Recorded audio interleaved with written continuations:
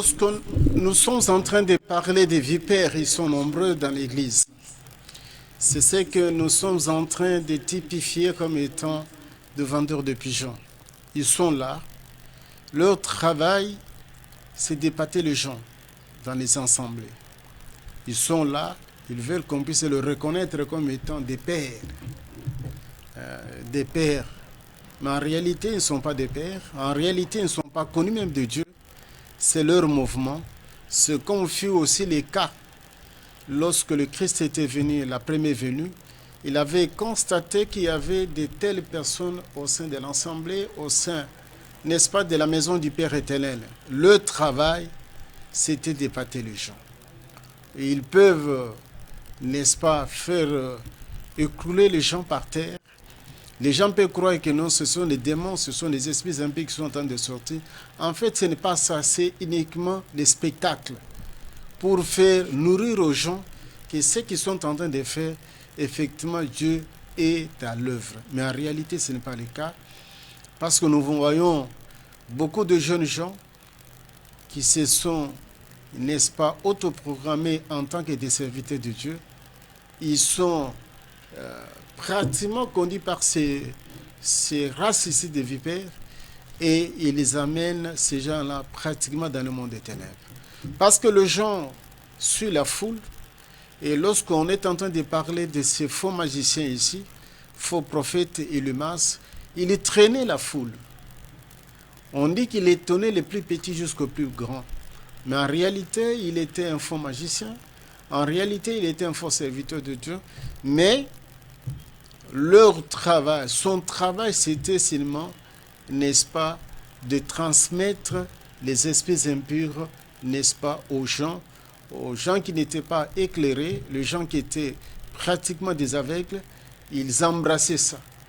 C'est devenu de la mode actuellement dans des églises. Il y a ceux qui se considèrent comme étant des petits serviteurs de Dieu. Ils suivent ce qu'ils appellent des grands, mais en réalité, ce sont des vendeurs d'onction. Ici, nous sommes en train de vous prévenir parce que c'est des mises, c'est d'actualité. Nous voyons ce qui se passe dans les corps du Christ et que ces vendeurs ont fait surface au sein de la maison du Père éternel. Donc, vous devez tenir compte de cet élément-là. Donc, on est en train de les nourrir, ce que nous appelons des coquettes sauvages, pour les écarter de la voie du Seigneur, pour leur dire que non, vous n'avez rien, il faut venir vers nous, c'est nous qui possédons. Je vis d'autres personnes passer à la télé, je ne peux pas citer leur nom, qui disent ça, que lui, s'il te touche, il fait la transmutation, il te transmet l'onction.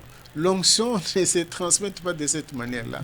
Les gens sont tentés de mentir aux autres, mais en réalité, ils sont en train de les amener rien que dans le monde obscur. En fait, nous attaquons une autre catégorie. En fait, c'est la catégorie des changeurs de monnaie. Ils sont réellement dans l'Église. Ils ne veulent pas prêcher la sanctification dans sa totalité, mais leur enseignement, c'est autour de l'argent. C'est cette catégorie-là que nous sommes en train d'appeler de changeurs de monnaie. Je suis arrivé dans une église. On m'avait invité. J'ai trouvé le pasteur qui prêchait, qui disait que l'onction est en train, n'est-ce pas, de tomber. Qui peut prendre ça moyennant $20? Et je vis les gens se précipiter dans cette église. Dans mon fort intérieur, je me disais, mais voici un échangeur de monnaie. Il est en train de mentir, il est en train de dire les choses qui ne sont pas vraies. Et par après, il dit que nous devons prendre l'autorité sur l'argent, que chacun puisse faire sortir 1000 francs. Nous allons mettre par terre et vous allez poser vos pieds sur l'argent. Vous allez déclarer des paroles que nous avons pris possession, le contrôle et l'autorité sur l'argent. Mais c'est de la fausseté. Parce que la Bible déclare ceci, celui qui ne travaille pas ne mange pas. Oh bien-aimés, nous sommes en train d'ouvrir cette parenthèse, que nous ne sommes pas les gens qui prêchent l'évangile morte, ou bien les gens qui prêchent l'évangile pour le ventre. Non, il y en a qui existent. Mais ici, nous sommes en train de vous montrer la voie du Seigneur, la vraie doctrine du Christ, nécessite que quelqu'un puisse travailler. On est en train de juger les pasteurs parce qu'il y en a, ces échangeurs de monnaie qui sont dans la maison du Père éternel, qui sont en train de mentir les gens. Et j'ai vu les gens crier, sauter sur l'argent. Nous avons pris possession. Et à la fin, c'était le protocole qui ramassait cet argent. C'était destiné pour le pasteur. Voilà les gens qui introduisent des mensonges, qui mettent ce que nous appelons le levain, des colquettes sauvages. Et les gens sont en train de gober. Les gens sont devenus paresseux. Au lieu de travailler, au lieu de créer des projets, au lieu de faire ceci, ils croient que l'argent va tomber du ciel. Non, on est en train de vous mentir. La Bible met l'accent. Ça, c'est l'apôtre Paul qui l'a dit. J'ai appris. Il avait appris comment? C'est-à-dire, il y avait des gens qui s'étaient vertueux à confondre le travail et l'œuvre de Dieu. Donc, quelqu'un doit travailler pour qu'à la fin, qu'il puisse avoir le salaire. C'est dans le salaire qu'il va prélever les dixièmes. C'est dans le salaire qu'il va donner même à l'église pour l'action de grâce et pour les dîmes et les autres histoires. Mais si l'homme ne travaille pas, il va donner quoi? C'est pourquoi nous devons, n'est-ce pas, faire obstacle à ces imposteurs, des échangeurs de monnaie, qui sont en train de donner des enseignements erronés uniquement pour soutirer de l'argent. Je suis arrivé aussi dans une église, l'offrande, il y avait au moins une affaire de 8 ou 7 paniers. L'offrande de ceci, l'offrande... Non, bien-aimés, nous devons nous respecter nous-mêmes. On ne crée pas des assemblées pour torpiller l'action du Saint-Esprit ou bien pour rançonner les gens, non. En fait, lorsque Christ était venu, la première venue, il a croisé ces types de gens, ils étaient dans la maison du Père éternel. Mais il les avait chassés dans la maison du Père. C'est ça l'attitude, c'est ça le caractère même de Siméon. Nous avons dit la haine du mal. Pour revenir, il y avait aussi un certain Phiné. Il était dans l'assemblée des fils d'Israël. Il avait constaté qu'il y avait un faux prophète, Balaam.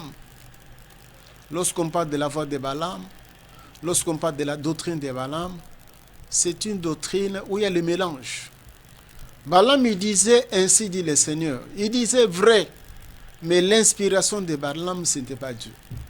C'est Balaam qui avait amené Israël dans la fornication, dans l'impureté, et à la fin, Dieu avait décidé de punir les enfants d'Israël.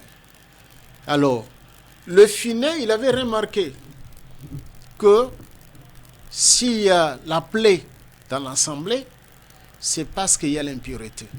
C'est parce que les gens faisaient la fornication au vu, au su de tout le monde. Et Phiné, il avait éliminé un Israélite qui avait amené une prostituée dans le camp de Saint. Et Dieu avait arrêté la plaie qui tuait les gens dans l'assemblée. Et il a rétorqué pour dire que non, Phiné, fils de tel, il a calmé ma colère. Donc Dieu aime les gens qui doivent se mettre debout pour prêcher la vraie parole de Dieu, pour montrer la parole de Dieu dans toutes ses facettes, pour que ces imposteurs ici ne puissent pas détourner les âmes. Il y en a ceux qui partent, qui croient qu'il est dans un bon endroit parce qu'il y a la foule. Non, bien-aimés, regardez, scrutez très bien les Écritures saintes et vous allez voir qu'effectivement, là où tu es, c'est là où il y a le trône de Satan. Ce n'est pas moi qui l'ai dit, c'est le livre d'Apocalypse. Apocalypse plutôt. On dit que là où tu es, il y a le trône de Satan. Vous allez voir les enseignements. Il y a des églises où on ne parle pas mais de l'enlèvement de l'église. On ne parle pas de l'homme intérieur, parce que c'est l'homme intérieur qu'on doit préparer. On ne parle pas de ça. Tous les jours, on parle seulement des bénédictions d'Abraham. Et vous aurez ceci. Donc, ce sont des faussetés parce que tu n'as pas une issue. Tu ne travailles pas comment tu seras béni.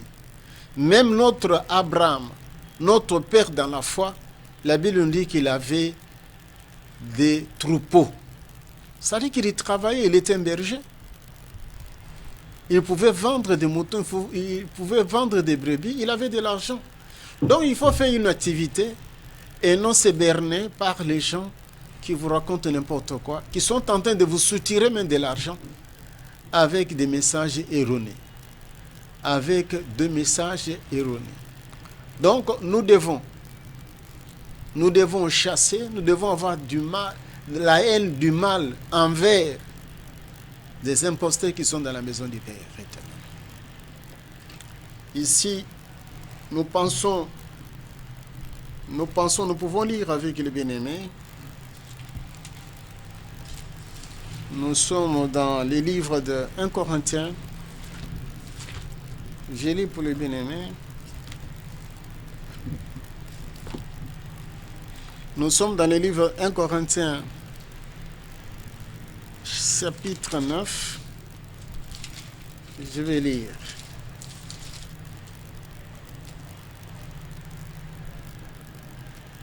Verset 27, on dit ceci. Mais je traite durement mon corps et je le tiens assujetti de peur d'être moi-même désapprouvé après avoir prêché aux autres. Et bien aimé, même moi qui est en train de vous donner la nourriture, la bonne nourriture, je me balance aussi. Je fais l'examen des consciences. Je me pose aussi des questions. Est-ce que je suis irréprochable? Parce que l'apôtre Paul nous dit que nous devons traiter durement notre corps pour espérer après avoir prêché aux autres. Bien aimé, ici on nous montre que nous devons avoir l'attitude de Siméon. Siméon, il était qui? Il était un homme qui n'aimait pas le mal. C'est-à-dire qu'en lui, il y avait ce qu'on appelait la haine du mal. C'est ce que nous devons posséder pour espérer. Parce que la couleur de topaz, c'est la couleur jaune, étincelant. En fait, et qui symbolise, parce que le jaune symbolise la gloire de Dieu. Bien-aimé, pour être couvert de la gloire de Dieu, il faut traiter durement le corps. Laissez-moi ouvrir une parenthèse pour vous dire que l'homme, il a 3 ennemis. Le premier ennemi de l'homme, c'est son corps. Ton corps, c'est un ennemi que vous devez traiter durement pour ne pas être un jour désapprouvé par le Seigneur. Le deuxième ennemi, c'est celui qui est dans la nature. La nature elle-même, c'est ton ennemi. Et l'autre, ce sont les esprits impurs. Donc, vous devez absolument traiter le corps durement pour éviter que vous ne soyez pas, n'est-ce pas, désapprouvé au moment venu. Voilà ce que nous avons préparé pour cette journée. Cette journée, nous avons préparé la deuxième pierre intitulée Topaz. C'est une pierre précieuse qui avait la couleur jaune, qui symbolise, n'est-ce pas, la gloire de Dieu. Nous sommes obligés d'être couverts de la gloire de Dieu, que la gloire de Dieu doit nous couvrir. Bien-aimés, lorsque vous êtes couverts de la gloire de Dieu, vous n'allez pas sentir réellement si vous êtes affamé. Parce que Moïse, il était sur la montagne de Sinaï. Dieu lui avait dit de monter. Je vais vous donner des tables. Je vais vous parler. Je vais vous donner les ordonnances. Mais lorsqu'il était sur la montagne, il avait fait 40 jours, 40 nuits. C'est-à-dire qu'il était descendu avec la force. Il n'avait pas soif. Il n'avait pas faim. Pour montrer que la gloire de Dieu, lorsque vous êtes couvert de la gloire de Dieu, vous êtes un homme heureux. Parce que même l'ennemi va vous fuir. Moche en quittant, les enfants d'Israël lui disaient que non, il faut fermer la figure parce que la gloire est en train de nous agacer. Donc pour vous montrer effectivement que cette pierre, les gens qui vont intérioriser cet enseignement, vous allez voir vous-même dans votre vie, parce qu'il faut avoir la haine du mal et ne pas accepter là où tu es que les gens commettent les infamies. Donc c'est pour vous montrer que vous devez réellement que ton nom soit gravée sur la pierre. Cette pierre que je suis en train de parler, c'est la pierre de topaz. S'identifier à cette pierre qui symbolise la gloire de Dieu. Que la gloire de Dieu puisse, n'est-ce pas, t'accompagner durant toute ta vie, durant le temps qui te reste sur terre. Parce que le Christ viendra, il sera dans les airs.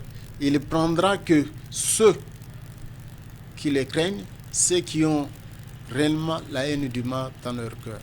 Mon Seigneur qui est votre Seigneur puisse nous bénir nous tous. Merci Pasteur Joseph Kalombo pour cet éclairage. Je crois que vous étiez béni avec nous sur ce thème, le 12 pierres. Vous avez compris qu'aujourd'hui le pasteur a entamé sur la deuxième pierre, la pierre de Topaz. Nous sommes vraiment bénis. Merci pasteur pour cet éclairage. Mais nous avons quelques questions à vous poser par rapport à ça aussi. Vous avez beaucoup plus parlé de Siméon. Au moment où vous étiez en train de parler, vous avez épinglé aussi sur Siméon. Et ce qui m'a tiqué beaucoup plus, c'est le caractère de Siméon. Oh ouais. Et ce comportement-là, aujourd'hui, si on le retrouve chez les hommes de Dieu, vous ne craignez pas qu'ils seront un peu taxés des personnes qui sont peut-être à côté? Parce que là, vous étiez en train vraiment de nous éclairer sur le comportement de Siméon. Il était vraiment trop sérieux sur les histoires de Christ. Même s'il fallait se fâcher pour redresser les gens, il n'hésitait pas pour le faire. Mais aujourd'hui, dans nos assemblées, ça pourrait être très difficile. Non, ce n'est pas difficile. Ici, je donne un exemple, mon exemple à moi. Dieu m'a montré un songe. Je travaille avec un petit, mais ce petit, il était sorcier. À part d'être sorcier, ces petits faisaient la fornication au sein de l'église. Moi, je ne savais pas. On m'a montré un songe, je me dis, il faut sanctionner ces petits-là. Il a fait quelque chose qui n'est pas bon. C'est-à-dire, les petits-là, il avait enceinté une femme. Je lui avais prodigué des conseils. J'étais large. Je lui ai dit non. Ne continue pas à cohabiter avec cette fille. Il faut qu'il y ait la séparation jusqu'à ce que nous allons nous débrouiller pour avoir le moyen, pour te donner, pour que tu ailles tout d'abord doter, afin que tu sois en ordre avec le Christ. Il m'a dit, pasteur, j'ai écouté, ça va.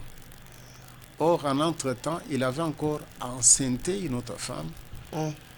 Il était parti chez un autre pasteur, il voulait me fuir, il était parti confesser pour que ce pasteur-là puisse lui dire que non, je te garde ici, et tu devais aussi commencer à faire du travail dans l'assemblée, parce que c'était un prédicateur. Mais en réalité, les petits étaient allés plus loin.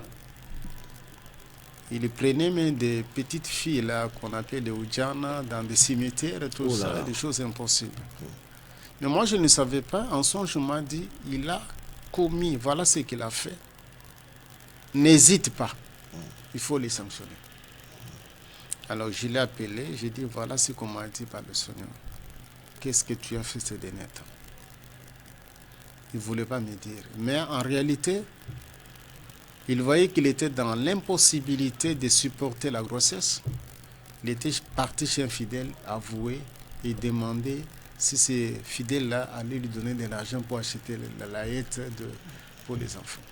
C'est ce fidèle-là qui veut me dire, tu ne sais pas, tel, il a engrossé, et ça tel mois pour le moment pour la grossesse. Or, cette fille-là, je voyais avec des malaises au sein de l'ensemble. Je l'appelle, je lui pose des questions qu'on me dit que vous êtes enceinte. Il me dit non. J'ai chez malaria, tout ça. Avec notre pasteur, nous étions à deux. Le pasteur dit non, mais elle nie, nous devons prier pour elle. J'ai dit, moi, le Seigneur m'a dit que ce n'est pas malaria, c'est la grossesse. Par après, le lendemain, je vois encore une autre personne qui vient de me dire, oh non, elle a une grossesse. En dernier ressort, je les appelais. J'ai dit, la sentence, vous êtes en dehors. Il y a 3 personnes qui vont venir me dire, non, frère, pendant le son, j'ai vu ce frère-là, avec la sœur-là, il y a un aigle qui vient dans l'église, qui les prend, qui fait sortir dehors. Par révélation, par songe? Non, par songe, il a vu. Okay. Et celui qui avait vu, c'était sa grande soeur. Ok. Il est venu me dire, j'ai dit non. Ça montre que je ne peux pas résister à la voix du Seigneur. Quoi qu'il est mon beau-frère, il a fait du mal. Je l'ai appelé, j'ai dit non. Avec son papa, j'ai dit non, il ne peut pas faire le travail de Dieu. Ok. Il doit être en dehors de l'église jusqu'à ce qu'on aura le moyen pour terminer ces problèmes d'une façon normale. On retrouve souvent les mêmes cas dans d'autres assemblées. Et alors, lorsqu'on lui a sanctionné, nous avons compris qu'on avait aussi d'autres frères qui étaient dans les cas similaires. Et même, ils avaient fui. Oh là. Hein? Mais souvent, ils venaient me saluer et il n'y a pas de problème. Ils avaient fui eux-mêmes. Oh là, là c'est par l'onction du Saint-Esprit. Non, ils avaient compris que comme on a déniché l'autre, comme il voit, il va voir aussi mon cas. Exactement. Hein? Avant qu'on puisse décider sur mon sort. Pourquoi? Parce que si vous laissez, vous allez tuer l'église. Mais pasteur, le souci...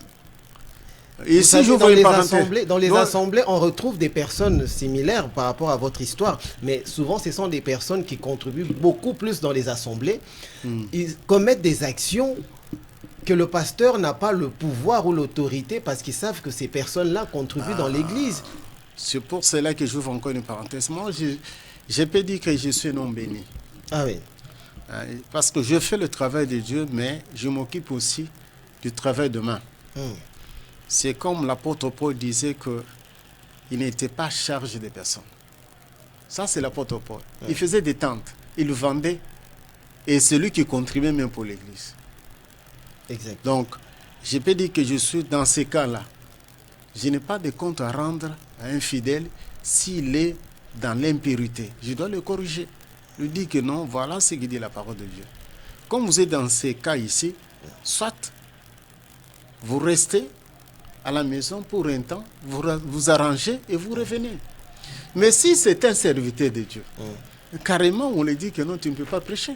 Ah, là, si c'est un serviteur de Dieu, mais tu ne peux pas prêcher. Et si c'est un fidèle, bon, vous venez déjà de nous raconter une histoire par rapport à votre fidèle, mais nous avons connu, nous le savons comment ça se passe. On a même connu, il y a des histoires qui se sont répandues. Non, c'est pour ça. Un homme qui contribue énormément dans une église, il est considéré comme un fidèle de l'église, mais on l'a arrêté à l'extérieur parce que c'était un trafiquant de la drogue. Mais c'est quelqu'un qui contribue énormément, même dans des spectacles, dans des événements. Non, mais il y a plusieurs personnes comme ça dans des assemblées. Mais les hommes de Dieu sont incapables de dénicher des personnes comme ça et leur se comporter comme Siméon. Non, c'est pour cela que ici, le Seigneur nous donne le principe. C'est dans l'application où il y a des failles, où il y a certains pasteurs qui vont devenir comme étant des sacrificateurs Élie. Parce qu'il faut exercer le métier comme il se doit. Exactement. Hein? On vous dit qu'il ne faut pas laisser ces échangeurs de monnaie, ce vendeur de pigeons, ce vendeur de bœufs et des brebis dans l'église. Donc il faut être conséquent avec soi-même. Exactement. Hein? Parce que le rémunérateur, il n'est pas sur terre, il est au ciel. Lui, il voit, il a les yeux partout, il voit. Donc voilà, il ne faut pas courir par rapport à l'argent, au matériel, tout ça, parce que c'est le service, c'est le travail de l'Éternel. Nous courons derrière le temps, pasteur. Il y a aussi un souci par rapport aux hommes de Dieu. La plupart des hommes de Dieu se sentent rédevables, souvent condamnés face à leur père spirituel. Ils doivent tout le temps revenir pour offrir ou contribuer. Est-ce mal se comporter de la sorte? Non, ici, c'est que nous sommes en train d'éclairer parce que la notion du père spirituel, les gens confondent le rôle du père spirituel. Ok. Ici, nous sommes en train de montrer que ce n'est pas exigé par le Seigneur. Mais dans le Seigneur, il y a le respect mutuel.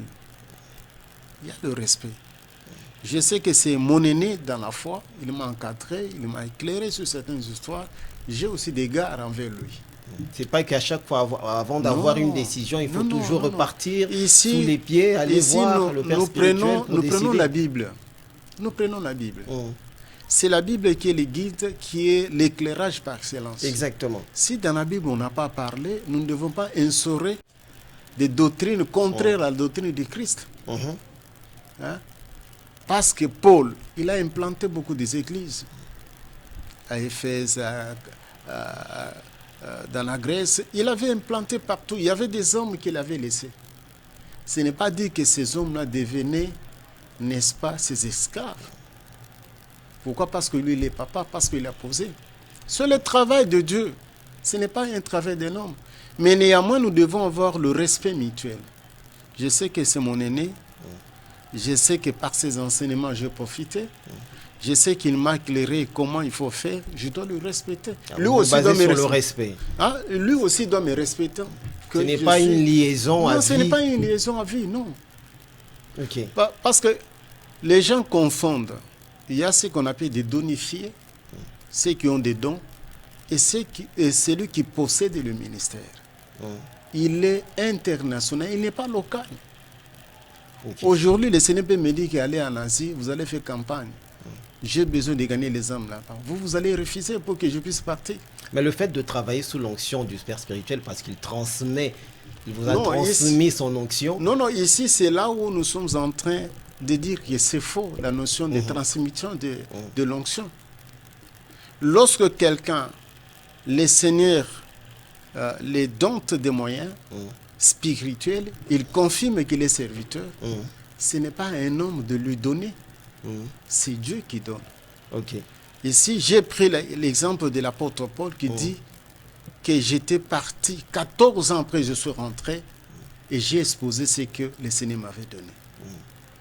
Et il y a eu mai d'association. Paul n'était pas avec Pierre et avec les autres, mais le Seigneur lui a donné des recommandations. Le Seigneur a dit, voilà ce qu'il devait faire. Exactement. Il est allé faire ce que le Seigneur lui avait dit. Et ici, moi, je renvoie aux gens de lire la Bible. Les gens ne lisent pas. Mais les gens sont en train d'intérioriser des brochures écrites par des hommes. Hein, des doctrines bâties par les hommes. C'est ce qui est mal. Vraiment. Merci, pasteur Joseph Kalombo.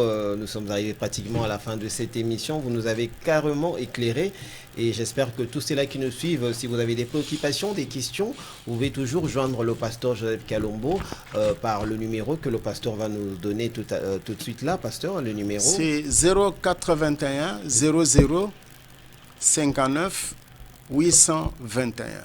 Ok, donc vous pouvez toujours appeler le pasteur si vous avez un souci ou vous avez des questionnaires. Le pasteur va vous répondre. Il y a un programme pour l'église, pasteur? Nous sommes toujours en train de prêcher cet enseignement au sein de l'église. Mais au sein de l'église, nous sommes déjà avancés. Et nous rappelons que vous pouvez suivre sur la chaîne YouTube du pasteur qui est... Oh oui, c'est La Parole Pure TV. Ils peuvent suivre ça sur YouTube. Voilà. Nous sommes en train de prêcher aujourd'hui au sein de l'église. Nous avons terminé la 6e pierre. Vous êtes en avance. Mais au niveau de la radio ici, nous sommes au 2e pierre. Il n'y a pas de problème, au moins nous sommes éclairés. Alors, c'en est fini pour ce numéro, mesdames, mesdemoiselles et messieurs. Le plaisir était partagé. Nous rendons grâce à l'Éternel et sinon, restez connectés au programme de Média Business Télévision et on se retrouve la semaine prochaine au prochain numéro. Au revoir.